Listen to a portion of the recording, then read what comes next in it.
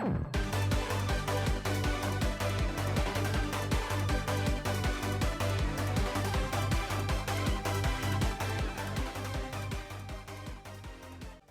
muted.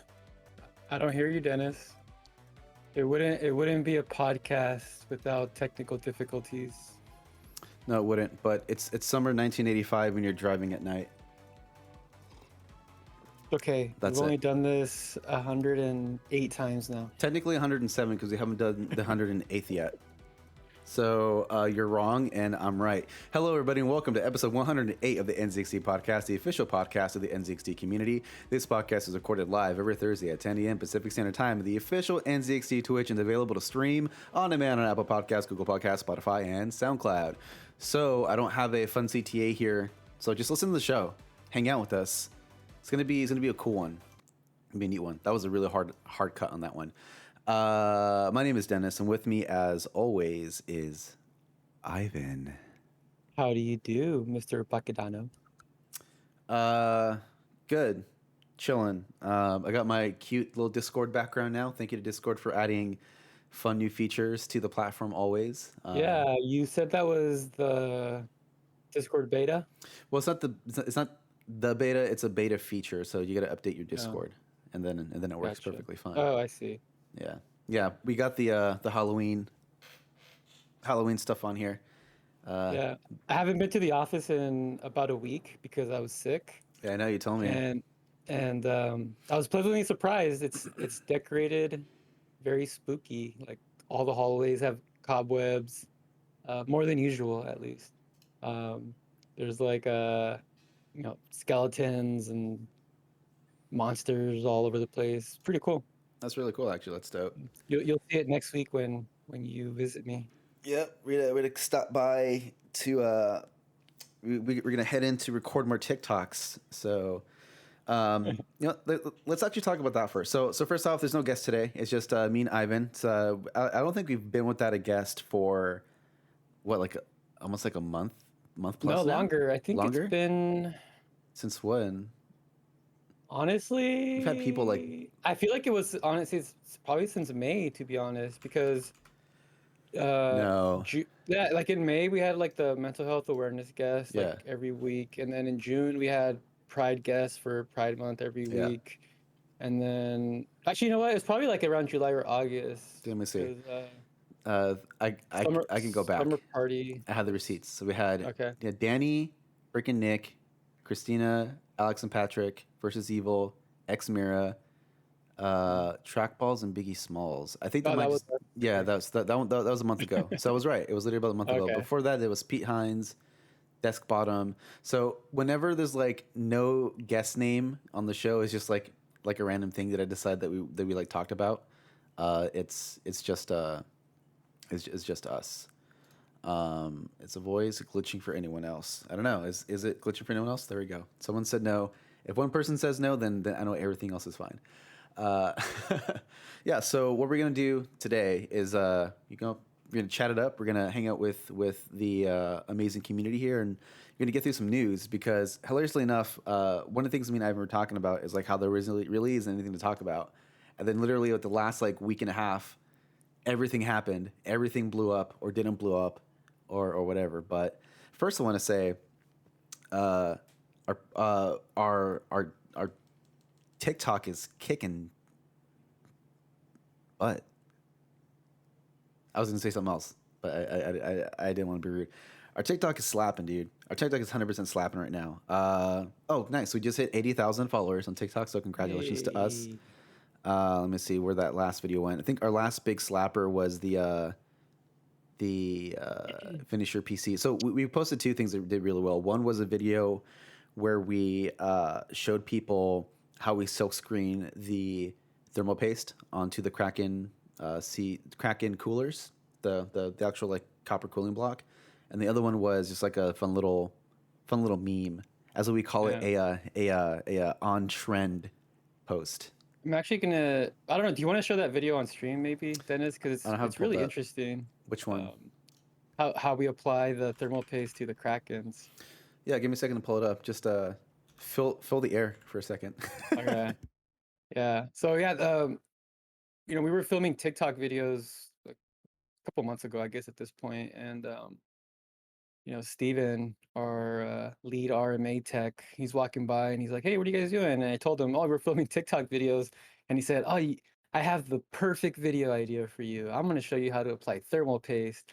And I told him, like, dude, that's kind of like the only way that would be interesting is if we made it like super dumb and we just like, put an entire tube of thermal paste on a CPU. Like, Yeah. no one's going to be interested in that. And he's like, "No, no, no, let me show you. Let me show you." And then he whips out like this little device where he puts the Kraken pump on there, and then he puts the thermal paste. And then he has like this little scraper tool. And then if anyone listening here has ever installed the Kraken, you'll see that the Kraken does come pre-installed or comes with pre-applied thermal paste on it, so you don't need to install your own. And it's like a perfect circle about the size of a quarter.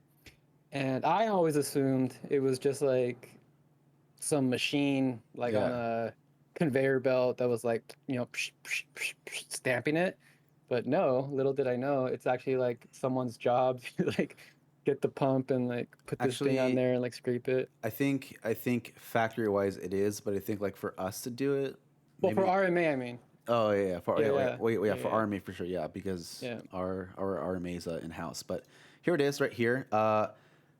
I don't know about the audio. TikTok audio on desktop is always annoyingly loud, so just prepare your eardrums, everybody. Here we go. Go throw this up on here real quick.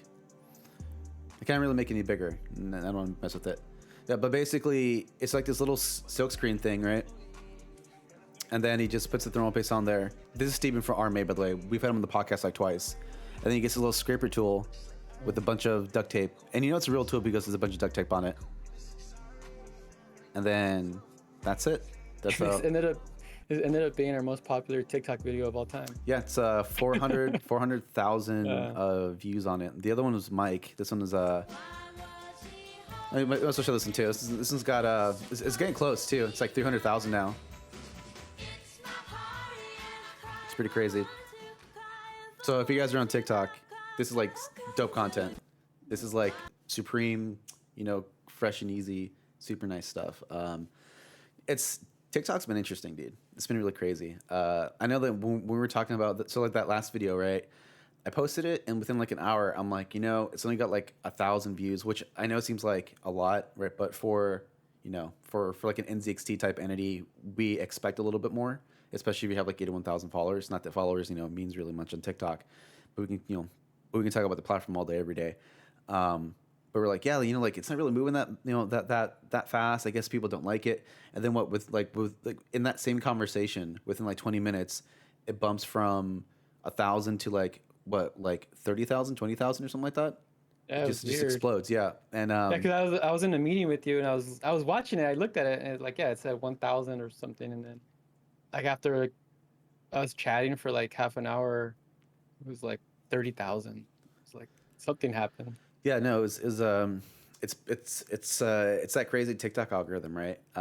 It's one of those things that is just so good at detecting what's going to be popular, or maybe not even that, just like telling you what's going to be popular, and then you just have to interact with it because you can't not. So, yeah, TikTok's been interesting. It's been I don't want to say it's been fun because nothing is ever fun in my mind. Nothing's fun.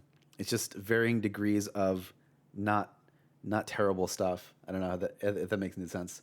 Question: how do you know if you won a giveaway or what? You'll get an email, or we might announce it live in the air if we can remember to do it on time. Sometimes we just like to get out of here before the contest ends.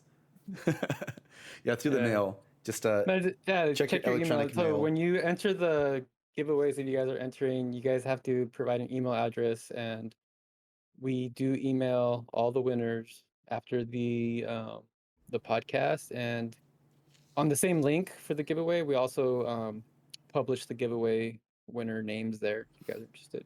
Yes, we do. Yes, we do. And if you don't win, it's because it's rigged. Exactly. I only pick my friends to get this stuff. So same here. Yeah, bribe me if you want to win. Hit them up in the DMs, but not privately. The public DMs. I don't know what that means. So we got a lot of news topics to get to today. We do. We do. It's a crazy amount of stuff.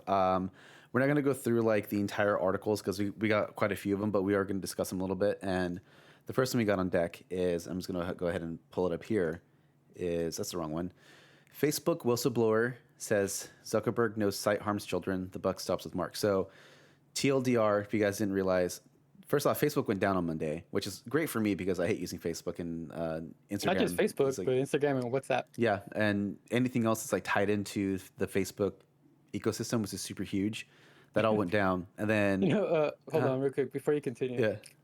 So, I don't know what it is about, like, Mexican moms, but like, literally all they use their phones. At least my mom and my wife's mom, like the only thing they do on their phone is WhatsApp and Facebook. That's all they use their phone for, to be honest. Like, I only communicate with my mom on those two things, and same thing with my wife on those two things. Yeah. But it was funny because that day when Facebook and WhatsApp went down, my wife called her mom to tell her, like, hey, by the way, if you're trying to get in touch with me, like WhatsApp and Facebook are down, so like can't reach you. And she's like, no. She's like, I think the internet's down because your aunt, like, her WhatsApp's not working either. She can't log into Facebook. The internet, the whole internet is down. Yeah. So I just thought that was funny because that's literally like the only way I communicate with my mom, and that's the only way my mom or my mother-in-law communicates with my wife.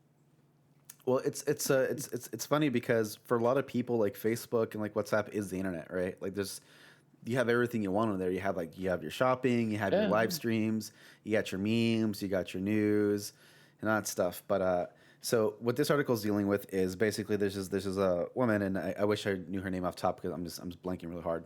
Oh, here we go, Frances Haugen. I'm pretty sure I'm saying that completely wrong, but TLDR, she basically blew the whistle on all of Facebook. Her job there was supposed to be like tackling misinformation and stuff like that, and she basically just proved with like receipts and everything that Facebook literally is choosing profits over misinformation. They're like, she's the too short of Facebook, Dennis. Oh yeah, why is Blow that? the whistle. I wish. Too short. I wish. Or is that E40? No. It is. I wish you told me that earlier because I could have had it pulled up and ready to go.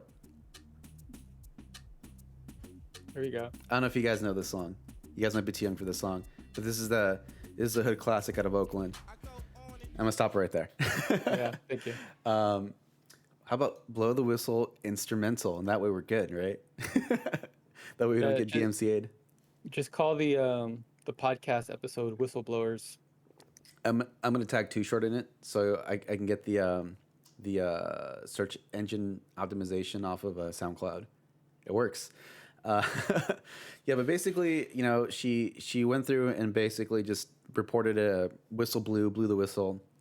That Facebook is literally as terrible as we all think it is, and that they literally are not like stamping out misinformation, and in fact they're actually actively, allowing it to happen, and you could even say, helping it get more. Trying to word this carefully. Facebook's sucking. TLDR, right? They're sucking. They're not tackling misinformation. They're actively making decisions to allow this to happen because, according to her, Mark Zuckerberg, who is has all the controlling shares of the company, right? He owns everything essentially, right? He has the final say. Decides, I don't care about that. I don't care about misinformation. I want money. And if we allow this to happen, it means more money for us, more people are clicking, because there's something that like you and I have spoken about before about social media is that people will interact with things that they don't like, right? And for a while, right, and I was gonna be honest, for a while, our strategy in social was, hey, let's make people mad, right? Not like actually like upset people, but like say things that'll kind of like poke a little bit, so like I don't know, it's like how everyone was doing like the PC versus console jokes, right? Like way back in the day, that kind of thing. If you kind of like give people something to like rally against, they're more likely to interact than they are to be nice. It's a lot easier for people to get angry than it is for them to be happy and like be positive, which is something I think that we all know, right? So yeah, it wasn't surprising to me when she came out and said all this stuff, but at the same Yeah. time, it was also nice to know that it's like officially a thing that they're actively like not stopping, right? This misinformation. That yeah, I was not surprised either because having worked in social media, I guess like for a decade now, I've been Yeah. kind of working in not just at NZXT, but my previous jobs as well. Like, I guess more or less, doing something with Facebook. And like over the years, I've kind of learned more about how they operate. And there's no doubt in my mind that Facebook purposely shows you information or post content, whatever you want to call it, that they want to show you, and then purposely hides information that they don't want to show you. And um, for us, like as a company that uses Facebook to advertise and to like, promote and drive traffic and things like that, like if we were to go on Facebook and post something like, you know, click here to buy our new computer, right? And if we don't put advertising dollars behind that post, Facebook will literally not show it to any of our followers. So they kind of like force you to spend money in some ways. And on one side, it's definitely, I think, very not evil, but kind of, It's kind of evil a little bit. manipulative, I guess you can say, because they kind of like, they're forcing you to do so. But on the other hand, Facebook is also the world's largest social media platform, and they have tons of information on people. So like whenever you sign up for your Facebook account, the reason why they ask you a million questions about like what's your favorite TV show, where'd you go to high school and things like that, it's not because they want to like get to know you or connect you with the other people with similar interests. It's literally so that when a company like NZXT or whoever, doesn't matter what company, wants to like promote a post, one of the when we put money on that post, it asks us like, okay, who do you want to see this content? And then that's when I type, well, I want gamers that are age 13 to 35 who live in the United States that like the Dodgers and wear Dragon Ball Z t-shirts, and their favorite ice cream is vanilla or whatever. Like that, it's that level of detail with Yeah. Facebook that they kind of can do that because no other social media platform allows you to do that. Um so I kind of understand why. Like, I mean, that's their business. Their whole business is selling data. It's not really like connecting people and Right. things like that. So I'm definitely not surprised that this is happening. Like that they're purposely manipulating people's feeds and show people whatever it is they want to show. But what did surprise me is that, yeah, Facebook and Instagram and WhatsApp went down, and not just go down, but like literally like disappeared from the internet for a little while. And for a minute, I was like, what if it never comes back? You I was kind of hoping that would be the case, to be honest. Well, I wasn't, because then we'd probably be out of a job. No, it wouldn't. But we just go super hard in the paint on like TikTok. All right, folks, Uh, GeoCities is coming back. Let's go, uh, baby. Club so Penguin just got resurrected as a premier social media platform. Uh, so yeah, like I don't know if like that conspiracy theory is true, that like the reason why it went down is because they were scrubbing all the evidence that, for whatever it is they were doing. I don't know if that's true. Um, if it is true, it's really messed oh, up. that's some super conspiracy stuff there. I like that. It's You know, really messed up. And I'm gonna choose to believe it based off of literally nothing. They would you do know, that stuff. and my advice to not just you, Dennis, but everyone listening here, because we all use social media, right? Like everyone, social media, in my opinion, is no longer social media. It's just media. It's literally like the way we consume everything in our Yeah. lives, how we communicate with everyone, how we keep up with the news, how we, it's literally without the internet and social media in particular, it's like you are kind of disconnected from everything, and you have to use it. So my advice to everyone is to kind of control as much as you can, like what you are using it for and how you're using it, and like what you're kind of consuming on there, because it is dangerous, and like if what this whistleblower here is saying is true, it literally cost people's lives. People died over this, and it can happen again, and it's just be safe out there. Yeah. Someone asked, so are you guys going to remove Facebook Connect from Gleam or Steam Giveaway? Heck no, bro. And I'll say no because I mean it's still a valuable platform for us, right? Like it still allows us to connect to people who might want to buy like a computer. Like Yeah, it's not all bad. yeah, it's I can't share numbers, one because I don't have them and two because I don't care. But I will say that Facebook is very valuable for us in terms of getting people to even like know who NZXT is and like to possibly purchase a computer from us, right? Because if anything, you could think that we're doing the world a service, right, by advertising on Facebook. Like well, don't buy from other people, buy from us because we're amazing and we have a really cool podcast. Yeah, I mean, we're not going to stop using social media. I mean, if you want us to stop using Facebook, then we should stop using Twitter. So We should stop using TikTok. We should stop using every platform. social media is not evil. It can be used for evil. So that's the same thing like like a gun, like a gun on its own, it's not gonna like commit a crime or murder someone, but someone has to pick up that gun and do something bad with it. Same thing with like like a pencil. Like I can use a pencil to write like a essay, or I can use it to stab Dennis in the leg. I think like a pencil's a better way. I would say away from the physical violence.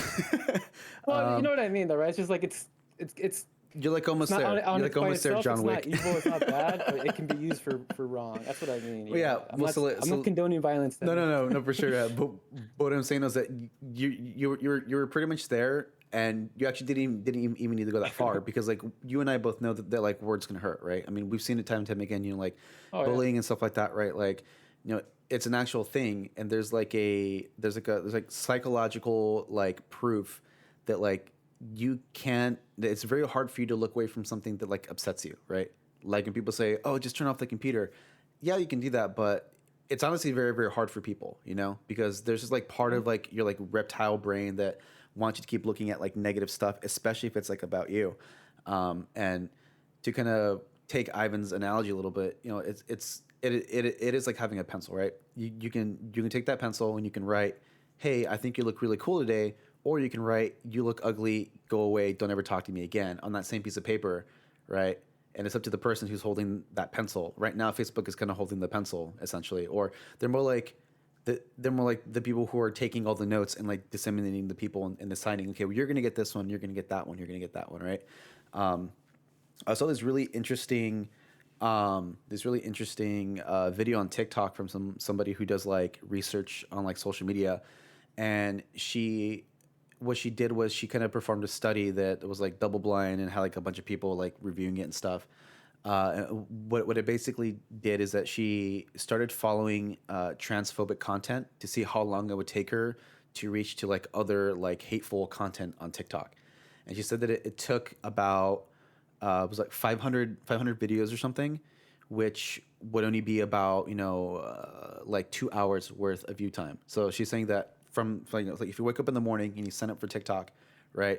Because the algorithm's so strong, and you have like a transphobic like skewed perspective, right? By the end of the day, you will land yourself on like other hateful content on TikTok. It's really interesting because the algorithm is super, super strong. There's a whole side of all these social media platforms, whether it's Facebook, Twitter, YouTube, whatever, that like people don't see unless they're like kind of like already inclined to get there or like are like led to that stuff. That is really, really scary, I think these social media platforms should be held responsible for this stuff. I don't know how, you can call me like a dirty Libby if you want, but like, I think that, there's a reason why you have to tell people to wear a seatbelt, it's, there's a reason why there's a law for that, or like a law to get insurance, because people just won't do it otherwise. There's no incentive or nothing to not make them do it, then they won't do it. And then the other thing, a lot of people don't really realize, I guess, unless you work in social media, is what drives Engagement, like content is engagement, right? Yeah. Like, so engagement is what gets clicks, what gets views, what gets comments, what gets retweets, all that stuff, right? Yeah. And the most engaging stuff on social media is the controversial stuff, the stuff that makes people argue, the stuff that makes people fight, the stuff that makes people disagree, the stuff that makes people go back and forth with each other, Yeah. like fighting basically. And it's not like like if we were to post a picture of a computer, like people are not going to comment like, this is the best computer I've ever seen. Thank you for posting NZXT. We're not going to get a million comments like that. But if we were to post a picture of a computer that said, with a caption that says something like, this will never be yours, this will never be free, this is better than your PC, your computer sucks if it's not like this, and just basically triggering people, then all of a sudden you start seeing a bunch of comments on there. Yeah. And then you start seeing people arguing. And before you know it, you're not even aware of this thread, and then you open up Twitter and it just shows up on your like front page or whatever social media platform you're on, because all of a sudden it has a million likes and a million comments on there. So Yeah. that's how social media works. It's sad, but at the same time, it's like if you realize that, then it's use it to your advantage. Like understand that it's up to you to control the content you consume, and don't take the bait. Don't go back and Yeah. forth with people and all that stuff. I have a perfect example of this, Ivan, and I think you know what I'm going to show everybody. It's a tweet that we made, and it was a dumb tweet, right? And I'm going to explain what went through this, right? So this is probably one of our most liked and quoted, retweeted tweets we've ever done, right? This is the infamous subtitle tweet, right? And it says, "We're turning on our Twitter profanity filter to remove some obscene terms from our feed. Please refrain from using any of this despicable language or you'll be blocked. 30 FPS, controller, ASMR, subtitles free, light mode, blah, blah, blah," right? So what we thought we were doing is we thought we were making a tweet that was like, subtitles in anime, right? ASMR is cringy, even though I love it. Controllers are not for real gamers because keyboards and mice are 30 FPS, light mode, blah, blah, blah, right? So we thought it was a joke, right? Everyone else is like, yo, this tweet's actually really stupid because you're kind of poking fun at people who are differently abled. And I'm like, oh, shit. And we thought it was okay for a bit. The next morning, it absolutely blew up. There was how many comments are on this thing? I don't know if I can find here, but there's a ridiculous amount of comments. There's people who never hop in our comments ever, who are like these verified users, blah, blah, blah, blah, who are all over this stuff, right? If we had made the same tweet and it was more like positive or something, like, oh yeah, hey, you should use a controller. You should, use subtitles. You should use light mode, right? I can guarantee you nobody would care. It's just the way social media works, right? It's much easier to get angry at stuff, right? And like, don't get me wrong, it was a dumb tweet, right? Because without having all that context, no one would know what the heck we're talking about, which is why people got so upset about it, right? But if this tweet was worded differently and more with a positive spin, I can guarantee you would not have the same amount of engagement at all, right? Because people, okay, cool, that's nice. But if it's something for you to get angry at, it's much easier to engage with it. So yeah, that's just how that's how the internet works. Whatever someone big says something, then it go wild. The follow. Did you just leak our Trello screen on there, Dennis? Yeah, I did. There's our Trello. Oh no. So we got a couple of comments here, questions from people in the chat, real quick. Let me just. I'm saving them for the end, Dennis. Don't worry. Okay. There's some. Just stick to the script, Dennis. Stick to that Trello card. There is no script. This is a stream. What are you talking I have about? I'm adding the questions there to the checklist. I got you. I'm just looking through real quick. Yeah. Okay. Next story. I'm sure you guys are all aware of this one. Twitch source code and creator payouts part of massive leak. So I don't even know if there's like an update to this yet, but basically imagine if we would have been like on that list, number one. Yo, NZXT number one. Let's go. So there was a huge leak titled number one, by the way. So supposedly whoever hacked Twitch has more information, right? And a bunch of information was leaked. Basically, like the payouts for creators, top creators, stuff like that. Sorry, it's my dog in the background. All kinds of stuff. It's a pretty big deal. If you haven't already, please change your passwords. Please change all your information. I love that Haslam tweet, by the way, emote, by the way, in the chat. I mean, I can just go through this. See, the leak includes 3 years worth of details regarding creator payouts on Twitch. The entirety of Twitch TV with commit history going back to its early beginnings, source code for everything for mobile, desktop. So it's not just information. This is like the source code, how this website was developed was leaked as well. Proprietary SDKs and service code, the unreleased Steam competitor. The best part about all of this, though, was that this was the day after the whole Facebook thing, right? Yeah, yeah. And the day the Facebook thing went down, Twitch made a tweet, making fun of Facebook. Oh, did they? For like the what happened, and then like the very next day, it's like Twitch. It's kind of like ironic, I guess. Yeah, it's crazy. Like I don't know, like I don't know who hacked Twitch, but man, like they literally got everything. Yeah. Like I'm curious now, like if I was a big streamer on Twitch, like I wouldn't want people to know how much money I'm making. Like I'd be really mad at Twitch. Like I don't know what I would do. I don't know if I would just say, you know what, like I'm going to go to YouTube now because I don't trust you guys, or like how dare you leak my info? Like I'm going to sue you now for whatever. Like I don't know what's going to happen from this because it's very personal information that they got into and shared. Yeah, it's really interesting how creators have been like reacting to this. I really haven't seen like a lot of. I mean, I'm sure like behind the scenes they're like super pissed at it, right? But one, I'm not surprised that like people get paid this much, and two, I'm also not surprised that people are surprised that people are getting paid this much. It's like, I can't believe I've been donating $5 a month to this person who makes $2 million like a year. It's like, well, I mean, duh. And here's the thing too. This is only just Twitch payouts. This doesn't include sponsorships, doesn't include donations, doesn't include any outside ventures. Their actual like yearly income could be a heck of a lot more, and they're probably and hopefully they're paying taxes on this stuff. Yeah. They better be paying taxes on this stuff. If not, and I'm gonna come by and get what's mine. I don't want to say it's not a lot of money, because it is a lot of money. It's a lot of money. If you're a millionaire, yeah, you're rich, you have a lot of money, but in the grand scheme of things, when you look at the big picture, it's not a lot of money, because if you think about it, like these are entertainers, right? These are people that are putting on programming for you to enjoy and whatnot, and like they're not like working for a television studio or a movie studio that's paying them $20 million a film and things like that.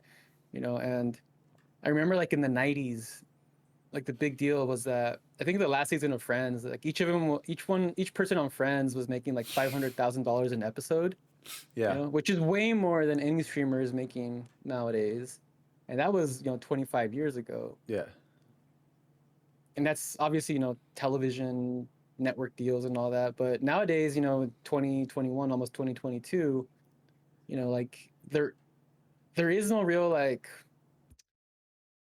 I guess comparison, because this internet thing is so new and different that it's kind of expected that these people should be getting paid, because they're dedicating their lives to creating content and people enjoy it. Like people love tuning into these people, they appreciate what they're putting out there, and they're willing to pay for it, so they should get paid for it. It just sucks that like all that info is out there now, because maybe not everyone wanted everyone to know how much money they're making. Yeah, I think the Pokemon made a tweet that was like, help me find it real quick. I'm just gonna find it so I don't like. She said, now people won't complain that I make $1 million a month from simps or something like that. Yeah, at least people can't over exaggerate me, quote unquote, making millions a month off my viewers anymore. Which is true, right? I mean, like, sorry, I said simps. Yeah, yeah, but like that's the funny thing too, is like it's actually been surprisingly who's been on the top of this list, and also hasn't been surprising who's been top of this list. And it's funny because like I've been watching some of these streamers, and they'll literally be like, "Come on, guys, top 5, let's do it!" Right? Like they're like using this to almost be like competitive, which I think is like it's pretty funny, Yeah, I think anybody who complains about people who make this much doing streaming are honestly incredibly naive and don't understand how the internet or advertising or anything works or has worked, right? I mean, think about, I don't know, like an artist like Prince, right? Who gets paid, who would get paid millions of dollars or whatever. It's like, what does he do? He makes music that millions of people enjoy, right? Anyone else off top, Doja Cat or something, right? Oh, why is she getting paid so much? Because her music slaps and people like listen to it and they're streaming it relentlessly on Spotify. Like that's how that's how that stuff works. Will this leak make people's views go down? No, I don't think so. I think what it does expose though is just the huge disparity between the people at the top and the people not at the top, and it's pretty much there's like no mid tier. You're either small to mid or you're huge. That's just the way it works, right? Yeah, and it was funny seeing tweets from like other YouTube creators like, hey, like YouTube's looking for people to stream. You guys join Team YouTube or whatever. Yeah. Yeah, it's Which like it's it's a super poor taste, like, but it's also kind of it's funny. like another like I guess quote unquote evil corporation, Google, which has just as much data as a Facebook or whatever, and it's like I don't know. I guess it's you're not really safe, I guess, wherever you go nowadays. Anything can happen. Yeah, and like I feel like if you really care about safety internet, like just don't use the internet. Like just don't do anything outside. Use all paper money. Save it in a mattress, right? Get paid under the table. It's just the way it is, right? Like nothing's private, Nothing is ever free, right? If something is free, then they're selling your data, so on and so forth. So yeah, rip to Twitch. The scarier part, though, is that we don't know what else is leaked, right? Because they haven't confirmed what else has been a part of this. I mean, if they have the amount of money that they paid people, they probably have the address of where they sent those checks. Yeah. The routing numbers, if it was like a direct deposit thing. Who knows what else, So yeah, I guess if you have a Twitch account, change your password, update your 2FA, and then when Twitch fixes this thing, change your password again and update your 2FA again. Let's see here. So Twitch put out an update this morning, actually, 1 a.m. PT. So they're saying update your stream key. We learned that some data was exposed to the internet due to an error in a Twitch server configuration change that was subsequently accessed by a malicious third party. Obviously, our teams are working with urgency to investigate the incident. That's something that I guess that's the only information that they've put out so far is just it's just that to update your stream key. I guess not really sure. Not really sure if that's really what I care about because you could always change your sub key and it's always that's your stream key. It's always been a thing. Maybe it was YouTube who did it. Yeah, right. Yeah. Imagine. It's scary, man. Because there's people out there that they don't have like good intentions and they're very smart, and if they really wanted to, they can hack into a bunch of different things and do a bunch of like evil things with that information. So hopefully that, this is like a wake-up call for Twitch and they invest more resources into security because, there's a lot of people on Twitch and I would hate to see, Twitch, suffer because of something like this. So hopefully they can turn it around and fix it. You know what I think could fix this whole problem, Ivan? Yes. Our homie Frances from Facebook. She can help blow the whistle on this whole situation. Let's go. Whistle blow it out. Whistle blow that thing. All right, next story. I was going somewhere with that, and then I forgot where I was going. I was like, let's just let it roll because this song slaps anyway. All right, so this is pretty cool. Now, all of Battlefield 2042's next-gen digital editions include cross-gen access. So I was just talking to someone yesterday about game publishers and like game developers because I used to work for a game publisher, and someone was like, "Oh yeah, EA sucks," and I was like, "Hold up, like EA may have really sucked in the past, right? They were like voted like the most like terrible company in the United States or something like multiple years around or whatever, which I always thought was really hilarious because there's other companies who really like destroy the world, not a video game company, right?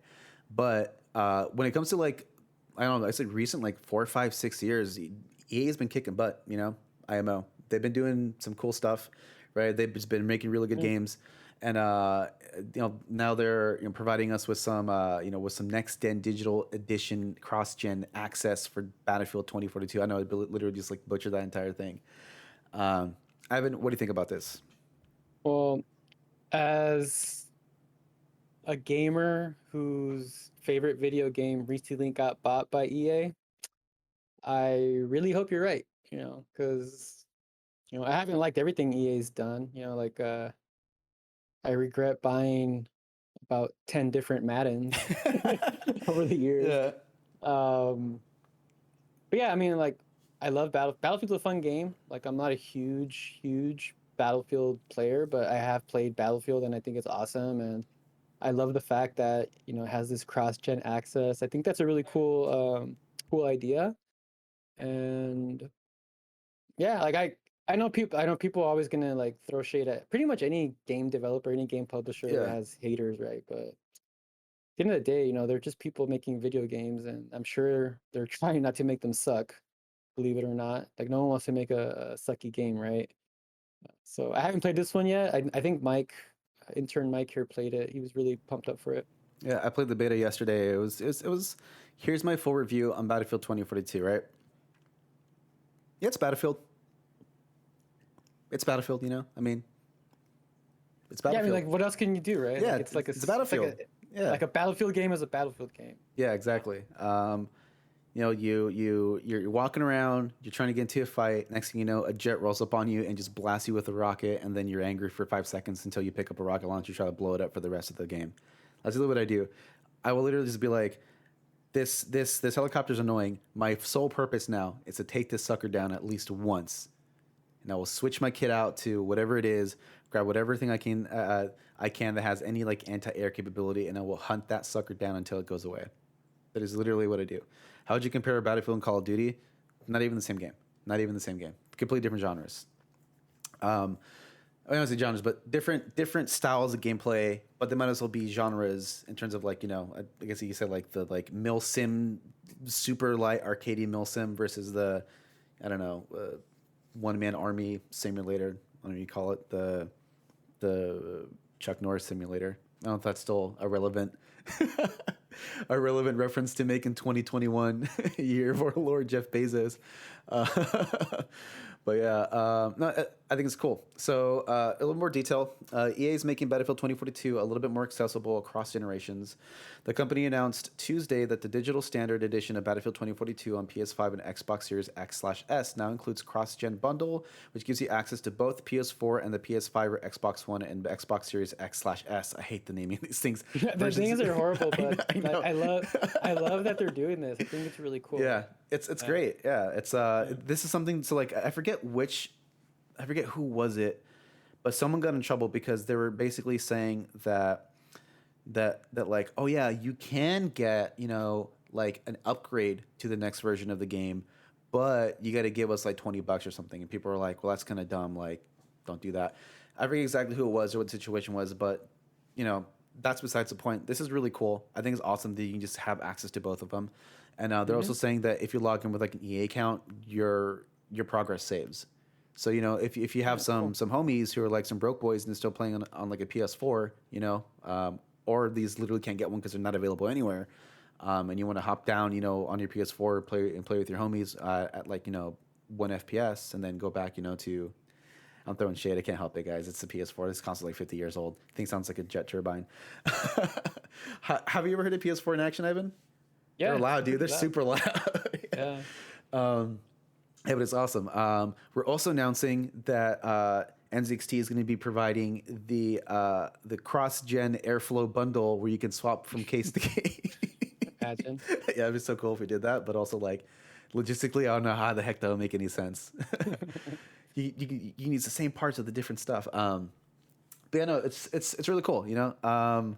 It doesn't apply to the PC version. But there really isn't like a, there's no such thing as like a, lower gen PC, right? It's literally, you just play on the PC and you upgrade your parts. And it's cool stuff, I think it's great. I think it's a really good positive change. I'm glad to see that EA is going to, being one of the better companies when it comes to, or one of the better games publishers / developers who are really kind of pushing like where people can get their games and how they're accessing them. I think that Microsoft's doing the same thing too, right? With Xbox games, like a first party Xbox games, where you only have to own it on like one of the platforms. You can play them on anywhere, which Yeah. I think is cool. So props to them.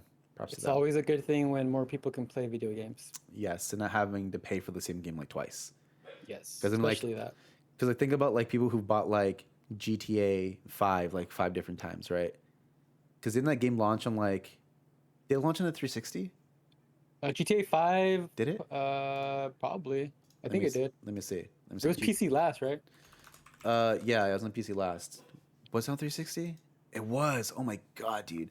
Okay, so this game launched in Was that 2013. 2012? 2013. December 17th, 2013. Almost 10 years ago. Yeah, it is. You can play it on an Xbox 360, a Series X, Series S, PlayStation 3. So it's literally been released for, it's going to be 3 console generations now. This game's still kicking. Yeah, people So, still playing that game. yeah. So, like, imagine, It's a if, good game. yeah, no, it's great. Imagine if you could just log in, with like your Rockstar account and you have cross progression through every version of the game. That'd be kind of cool, right? Yeah. See, for me, I only bought it once because I got it on PC. So there we go. Buy it six Smart boy. times, you have GTA 6. Yeah, exactly. If you buy it just one more time, they'll allow it. Yeah. All right. Next one, Ivan, you got this one? Windows 11 will hobble gaming performance by default on some pre-built PCs. Yay. This is This one like scared me. the hot topic right now because, as you know, NZXT sells pre-built PCs.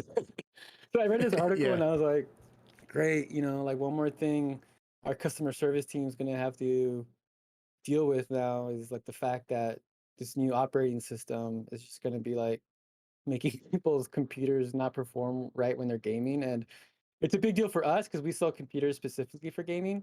So I was really bummed out to hear this because, like I I like Windows 10. I think Windows 10, in my opinion, is the best Windows OS like ever. And I've been using Windows since it was like Windows 90. Was it Windows 95? I guess was the first Windows Oh my god, dude. I used, and it's come a long way. I did upgrade to Windows 11 on my laptop, and now my laptop feels like a Chromebook. I don't really particularly enjoy the design or the new style, whatever you want to call it. It Yeah. does look a little more cartoonish in my opinion. Yeah. It works fine on my laptop, but I also don't play video games on my laptop. The only thing I do on my laptop is, check email, check Trello, Slack, and stream baseball games to my TV sometimes.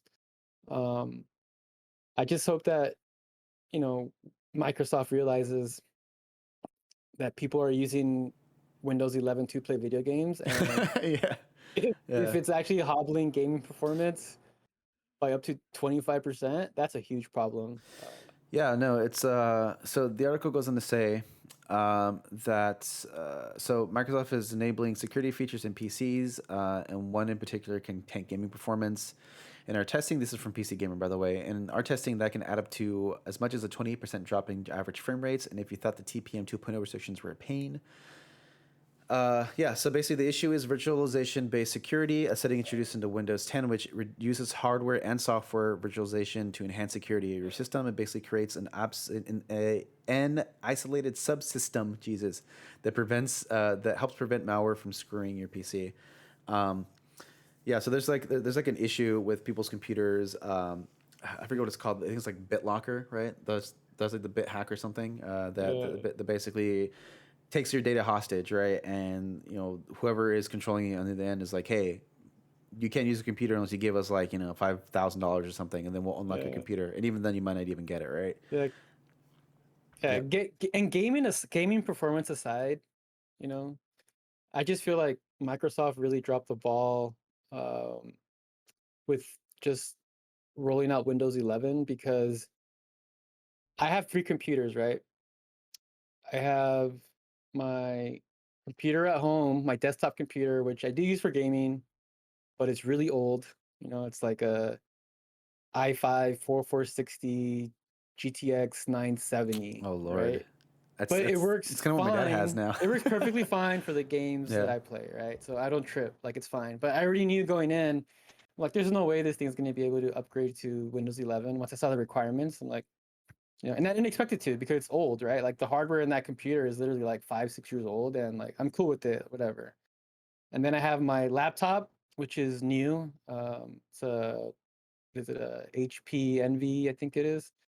Um, and Windows 11, surprisingly, I didn't expect it to work on my laptop, to be honest, but it did. And I was like, oh, cool, I can check out Windows 11. So I downloaded it and works fine.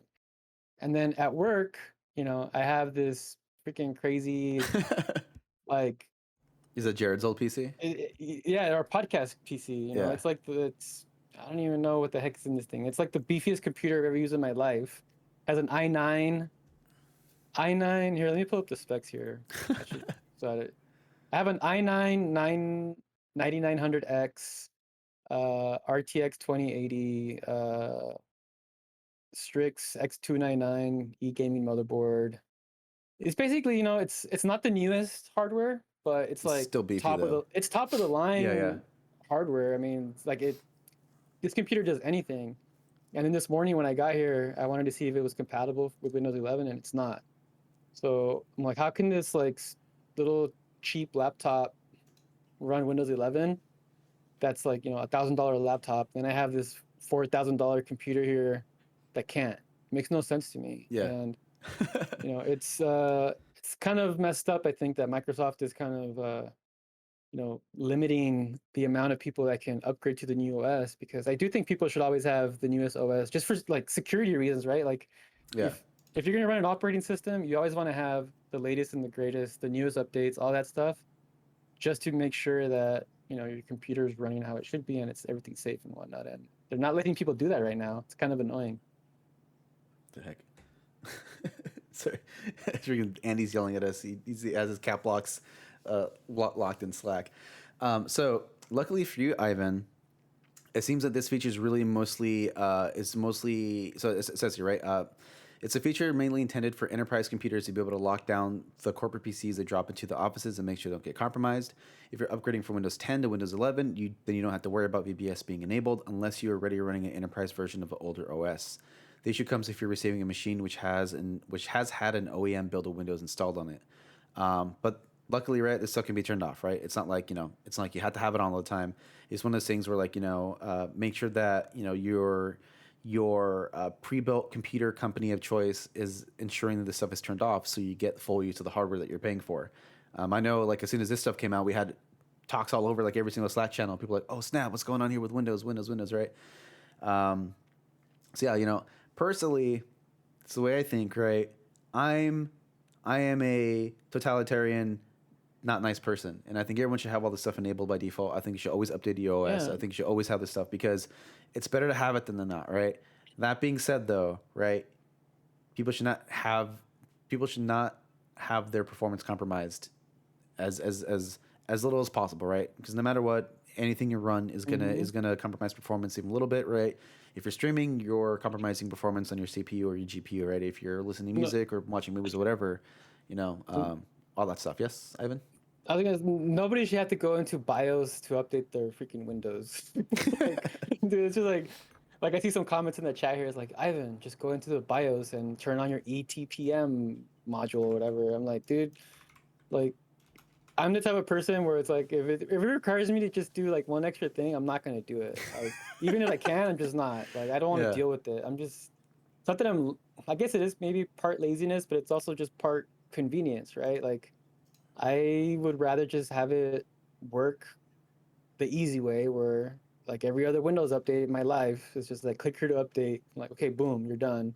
Like, I don't want to tinker with anything. And I do think it's really annoying, and it's really messed up to expect people to do that. Like, not everyone knows how to go into BIOS. I'm sure, yeah, like I work at a computer company. Even if I am too lazy to do it, I can go ask a builder here, hey man, can you help me upgrade my PC to Windows 11? They're gonna help me. I've done that before, yeah.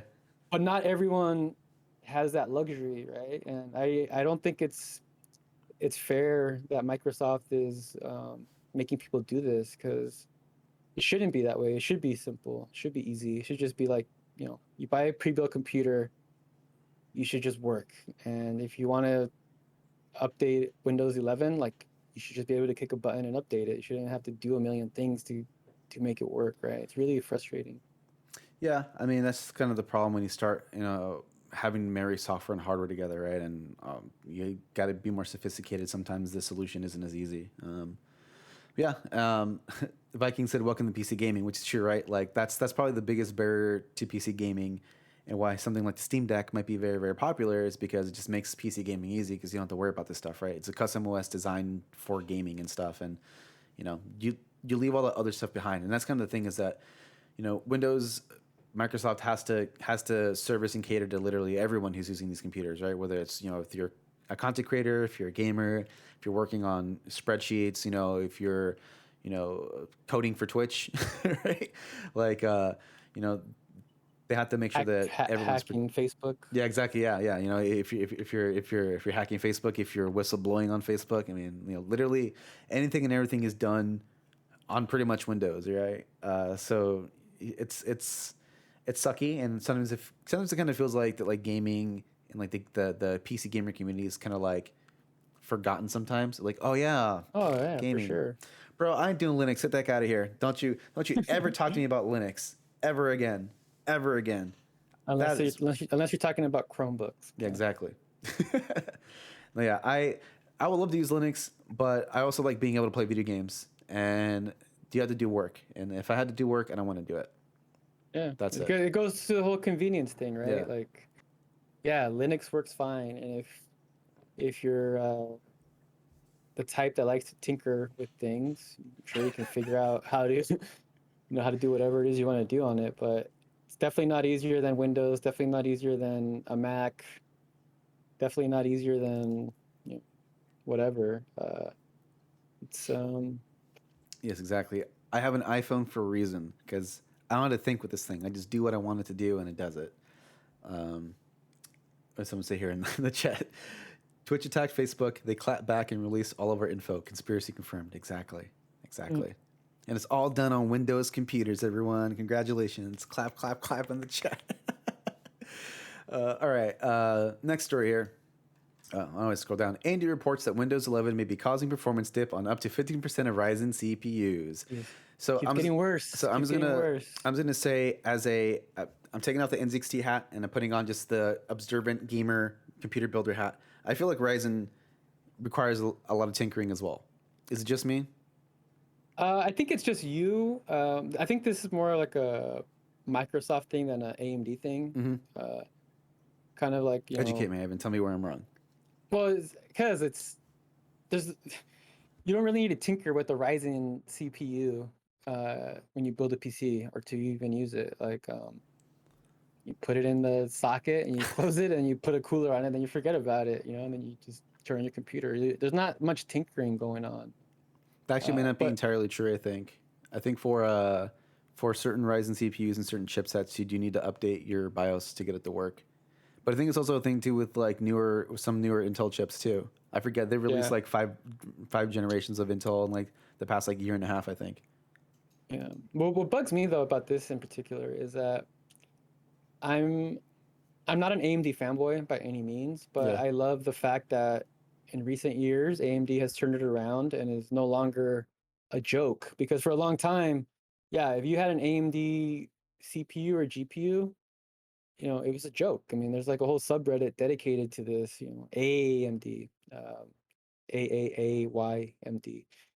And in recent years, I mean, like AMD is like, man, they stepped it up and they've been crushing it with their CPUs and GPUs. And like, I love seeing like a success story like that where, someone, not just for like a company, but like people in general, like someone that's just like down and out, struggling, and then all of a sudden they pick themselves up and they're like, you know what, we're gonna turn this around. We're actually gonna make things awesome, and we're gonna like change our lives. And like AMD did that, and the fact that now you have an AMD PC and you want to upgrade to Windows 11, like now your CPU is gonna see a performance dip by 15%. Like, come on, man. Why Yeah. does it have to be like that? And I don't blame AMD for this. I do blame Microsoft, to be honest, just because it's like there's tons of problems. It's not just with AMD. So let's see here. Uh, the other problem lies with AMD's preferred core feature not working as advertised. Preferred core assigns apps to the fastest core on the chip. This too may cause noticeable performance dips with chips that are 65 watts or higher. Below is the full AMD advisory notice about these two no issues. Who wrote this? George Jimenez. Come on, buddy. These two no issues. Uh-oh. Yeah, I know, right? um, Let's see. AMD confirms that every Ryzen CPU that's supported by Windows 11 is impacted, along with EPYC and Athlon chips. Our testing of a Ryzen 9 5900X on both Windows 10 and 11 showed no appreciable difference in performance, but that is one chip out of more than 100 on the list. Right now, nothing is being reported on how Windows 11 is affecting Intel chips, though I'm sure if you're Intel, you're not shedding any tears with the competition. AMD says both a Windows and software update later this month should resolve issues. Windows 11 is currently out now as a free agent. So, yeah, yeah, that's just the like early adopter stuff, right? I feel like it happens every time Yeah, there's like a new OS update for true. Windows, especially like a generational leap. There's always going to be some issues and some bugs and. Yeah, I think at the just very wait. least, Windows and Microsoft have been pretty good about updating stuff pretty quickly. Like if there's ever like a security issue, like they're on it super quick. I think people forget about that. I think because it just runs in the background and just does its thing, people don't realize like how often Microsoft has to update this thing. Because if you think about it, right, if all these computers in the world are using Windows, Yeah. you know, there are probably a ton of people who are looking for ways to get into this thing and find ways to compromise it and hmm compromise your computer and your data and all that stuff. They're gonna fix it, but it just sucks that they have to fix it. Yeah.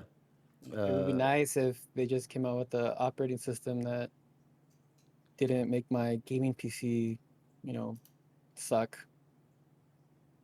But it is what it is. And yeah, you're right. It goes to like the early adopter thing, right? Like no one's forcing anyone to upgrade. Like you could just wait until Microsoft figures out how to fix this thing, and they will. Like they have to fix it. Like you said, like there's too many computers out there for them to just ignore these issues, and too yeah. many, not just too many computers, but too many computers being used for video games, which Yeah. seems like they didn't really think about, or maybe they did think about it, but didn't realize the issues that were gonna happen because of this. So, Yeah, and like I want to say that that they would be able to. I don't know why this Halo thing's running in the background. He's like staring at it. I know I was digging it though. I was watching it. I was like, oh, I gotta play that again. Yeah.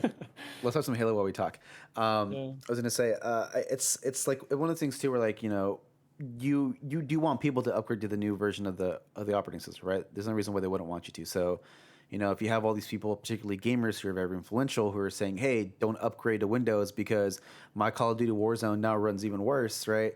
Then that's bad news for them. And I think current day Microsoft is pretty good. I'm actually really like positive about what they're doing. Not even like on like the Xbox side, but just on just the Microsoft side in general, kind of hmm turning more into a services company. They're super smart. I forget the name of the Yeah. CEO, but this dude's The, kicking butt.